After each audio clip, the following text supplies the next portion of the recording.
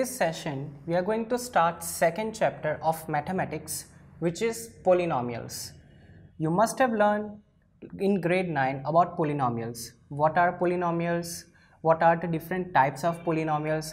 How to factorize it? How to divide it with the help of division algorithm. So we are also going to learn some of the same thing again this year. Division algorithm is there, how to factorize, how to find value of a polynomial, zeros of a polynomial, right?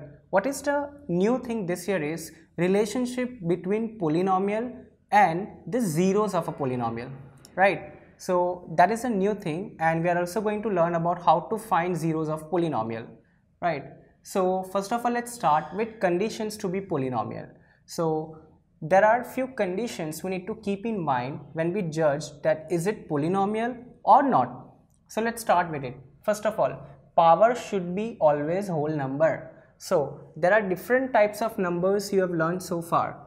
You started with natural numbers, then whole numbers, then integers, then rational, then irrational numbers, right? Means real numbers. So when we talk about polynomials, we only want whole number into power. So I've written one example. Px is equal to x raised to 3 plus x raised to 2 plus x plus 1. So you can see power of this x, first x, which is 3, that is whole number. Whole number means what? It is going to start from 0 and it will extend till infinity. So I can write that set over here. So 0, 1, 2, 3, and it will extend till infinity. So this is the set of whole numbers. We need to take power from only this set. We cannot take negative numbers. So that is our second condition. We cannot take negative power of variable. So let me write one polynomial with negative power for understanding. So x raised to minus 2 plus x raised to 2. So this I cannot say that it is polynomial because it is written x raised to minus 2. It is not accepted. Remember that. Next, no square roots in power. So when we talk about second case, let me give you an example. Px is equal to x square root of 3 plus x raised to 3. So this is not accepted. This is not polynomial. X raised to square root of 3, right? Square root in power is not accepted. So this I cannot say that it is polynomial. Let's talk about no variable in denominator. So suppose if I am taking x, so I cannot write 1 over x square plus 1 over x plus x square. This is also not polynomial. You can see that variable is in denominator. That is not accepted, right? So these are the things we need to keep in mind if there is any kind of questions that identify which of the following are polynomial and which are not. So we need to filter based on these conditions: no negative power, no square roots in power, and no variable should be in denominator, right? So let me give you one example and you judge it. Is it polynomial or not, right?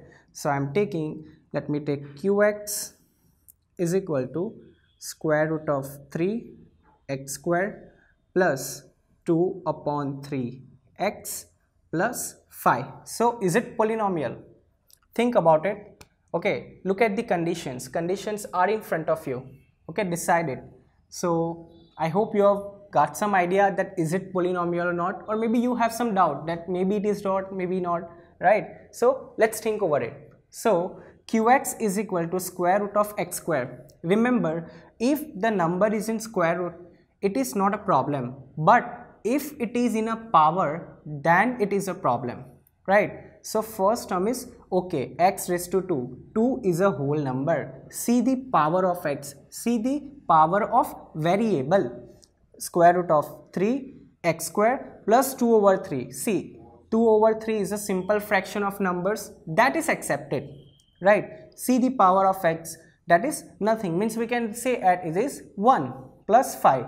So all these conditions, remember, it is for power of variable. It is not for numbers. You can have negative numbers, no worries, but you cannot have negative power.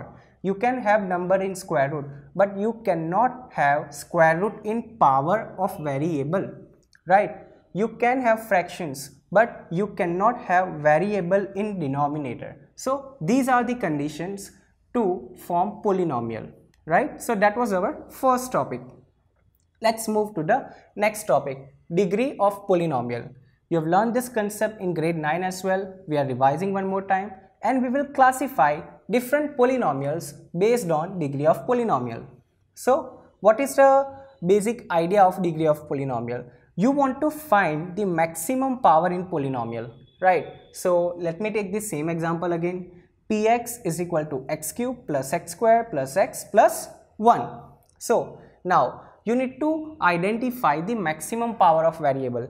Here power is 3 and here power is 2, then 1, then there is no power, no variable basically, so no power. So in this case you can see 3, 2, 1, which is the maximum number here, which is 3. So degree of polynomial is 3. Very simple calculation. If it is not arranged in standard form, right? Standard form means what? Arranging the power in decreasing order, 3, 2, 1, and there is no power or there is no variable, right? Then you decide that which is the maximum, that will be your degree of polynomial. Let me give you one example and you find the degree of polynomial.